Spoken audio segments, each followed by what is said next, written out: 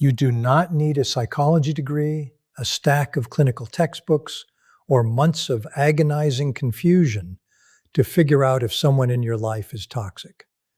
In fact, you can spot the warning signs of narcissistic or cluster B personality traits in 15 seconds flat.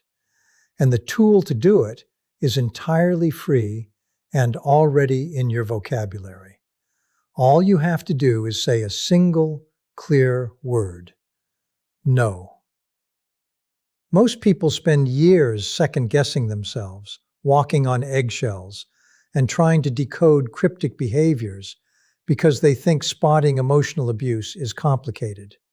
It is not. The entire dynamic boils down to how a human being responds to a simple, healthy limit being set. When you say no to a balanced, emotionally healthy individual, they might feel a brief moment of disappointment or awkwardness, but they ultimately accept it. More importantly, their internal compass points inward. They pause, reflect on the situation, check their own behavior, and respect your autonomy without making you pay a penalty for having boundaries. A toxic, a cluster B personality operates in an entirely different universe. When you say no to them, they do not just hear a word. They experience a direct threat to their fragile internal world. Instead of accepting the limit and pausing for self-reflection, they immediately shatter the boundary you just put up. They view your independence as a personal insult and an attack on their control. Because they feel entitled to your time, energy, and compliance, they instantly flip from being charming to punishing you for holding your ground. They might use a cold silence, a sudden flash of rage, a guilt trip, or a calculated campaign of emotional exhaustion designed to make you regret ever speaking up. By simply saying no and holding the line, you strip away their mask. A healthy person respects your boundaries to protect the relationship, while a toxic person shatters your boundaries to protect their ego. Pay close attention to what happens in those few seconds after you say no, because their reaction will tell you everything you need to know about who you are dealing with. To truly understand why a simple word like no acts like an atomic bomb in a toxic relationship, you have to look beneath the surface at how these individuals are wired. Cluster B personalities, which include narcissistic and borderline traits, do not operate from a place of genuine, stable self-worth. Instead, they function within a deeply fragile, hollow internal framework. Because they cannot generate their own sense of self-assurance or emotional stability from within, they are entirely dependent on extracting emotional reactions from the people around them. They need reactions like oxygen. Whether they are intentionally creating chaos to watch you scramble, inducing fear to keep you compliant, demanding godlike worship and massive amounts of admiration, or fishing for boundless, bottomless sympathy and pity, they are constantly feeding off your energy. Without this constant stream of emotional supply, they experience an internal panic so profound that they feel as though they will literally cease to exist.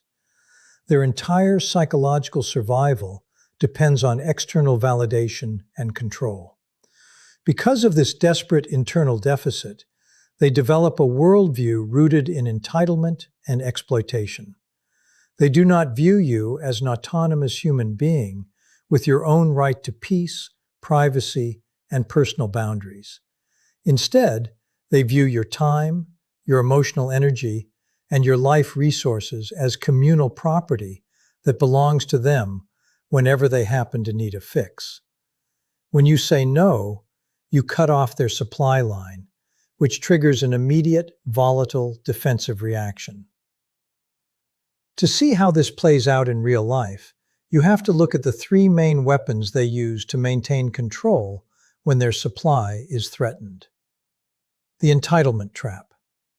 Toxic individuals operate under a subconscious rule that their feelings, comfort, and happiness matter infinitely more than yours.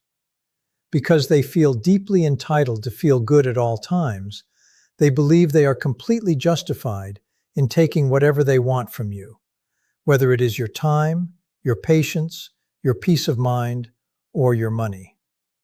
They take the resources, and you are left behind to absorb all the emotional damage, exhaustion, and cost, while they walk away completely unfazed. The boundary invasion. A healthy relationship respects the space between two people. A toxic dynamic completely ignores it. They will push past your limits day after day, slowly and systematically testing how much they can get away with. They ratchet up their demands incrementally, pushing the bar higher and higher until you find yourself walking on eggshells, constantly over-delivering, and feeling like no matter how much you sacrifice, nothing you do is ever good enough to satisfy them. The guilt weapon. When you finally catch on to the game and push back or challenge their behavior, they execute their favorite counterattack. They completely flip the script.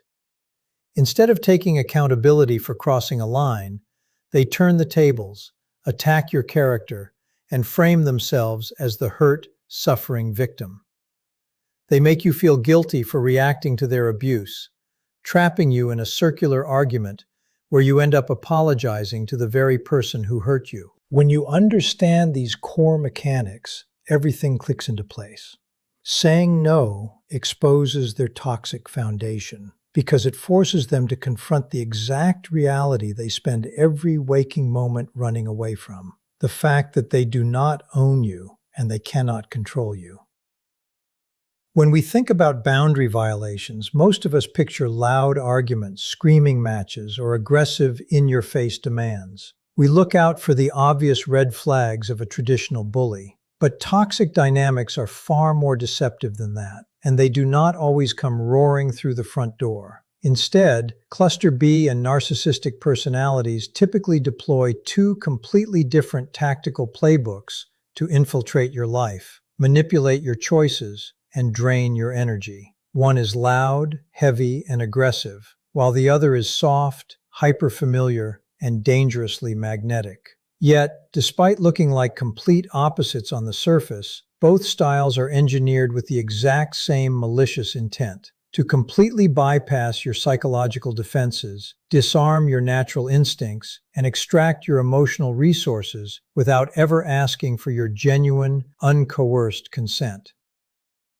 The first style is the overt push, which operates entirely on heavy, aggressive, outward-facing energy. This is the classic high-volume boundary break that leaves zero room for misinterpretation. When you are dealing with someone who uses this approach, you are face-to-face with blatant entitlement, direct, non-negotiable commands, and sudden, terrifying bursts of narcissistic rage if you hesitate for even a second. They do not care about your schedule, your feelings, or your personal limits. They tell you what to do, how to act, and when to jump, and they expect immediate, unquestioning obedience. If you try to assert yourself, they treat your independence as an act of treason. They slam doors, raise their voices, insult your intelligence, and use intimidation to force you back into line. With this style, the invasion of your space is loud, violent, and unapologetic. You feel physically and emotionally cornered because the threat is right there in front of you, demanding submission and punishing you severely whenever you attempt to stand your ground. On the complete opposite end of the spectrum is the covert pull, a much more subtle, insidious tactic that operates on soft, inward-drawing energy. This is the person who does not yell at you, command you, or threaten you. Instead, they swallow you whole with a manufactured, hyper-accelerated sense of fake intimacy. You might have only met them a week ago at a casual gathering or a local class, but within 10 minutes of conversation, they are treating you like their soulmate, their absolute best friend, and the only person on earth who truly understands them. They immediately overshare intense, deeply personal, and highly dramatic details about their life to artificially manufacture a sense of deep, unbreakable trust.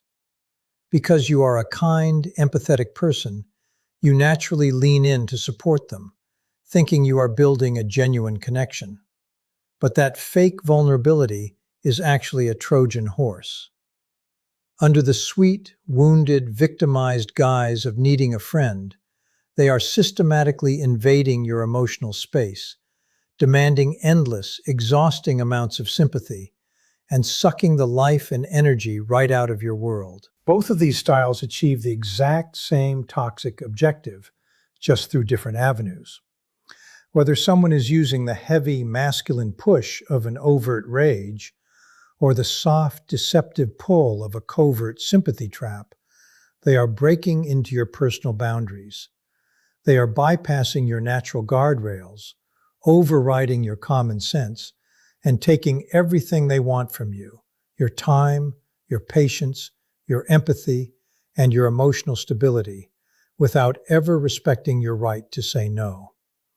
Recognizing both faces of this coin is essential because it stops you from falling into the trap of thinking someone is safe just because they aren't yelling at you.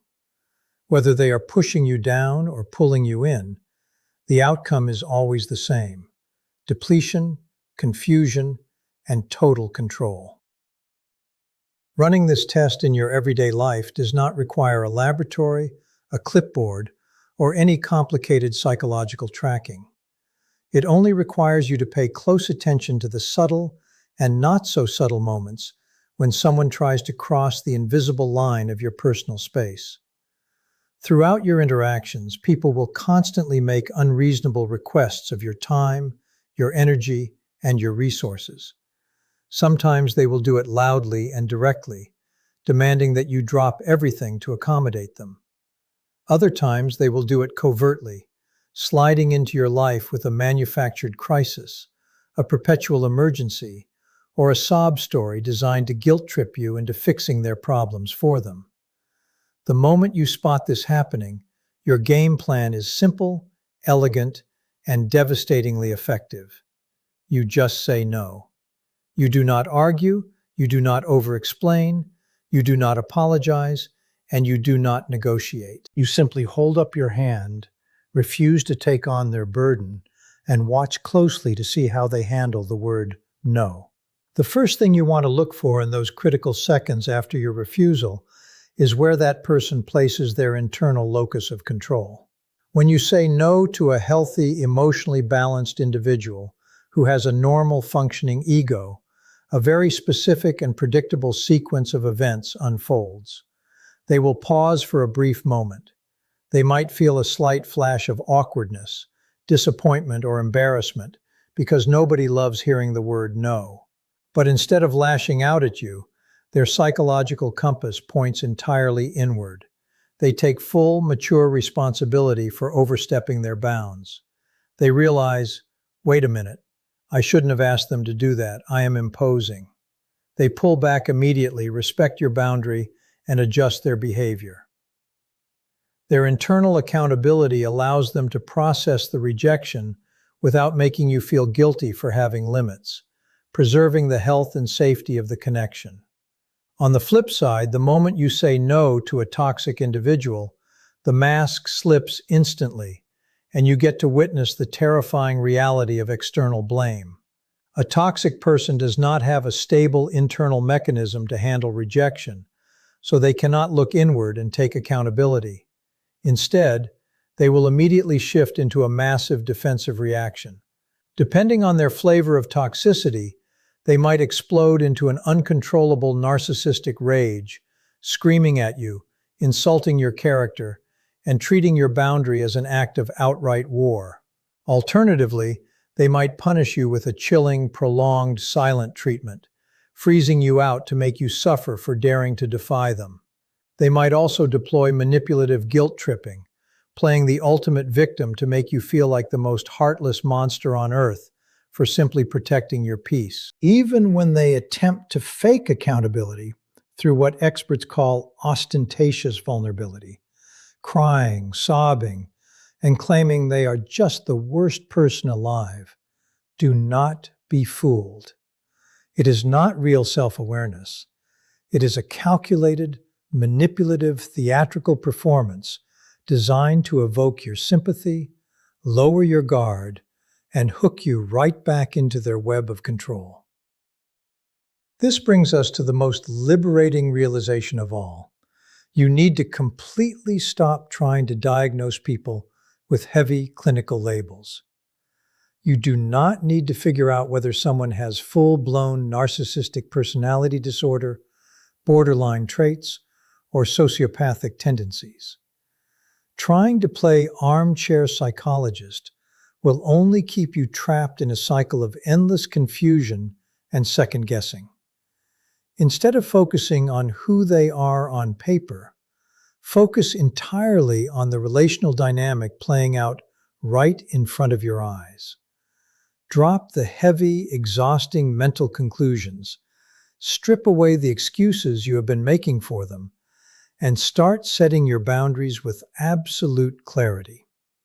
Say no, hold your ground, and let their raw, unfiltered reaction show you exactly who you are dealing with. The truth will reveal itself in seconds, and once you see it, you can finally reclaim your power, protect your energy, and walk away with total peace of mind.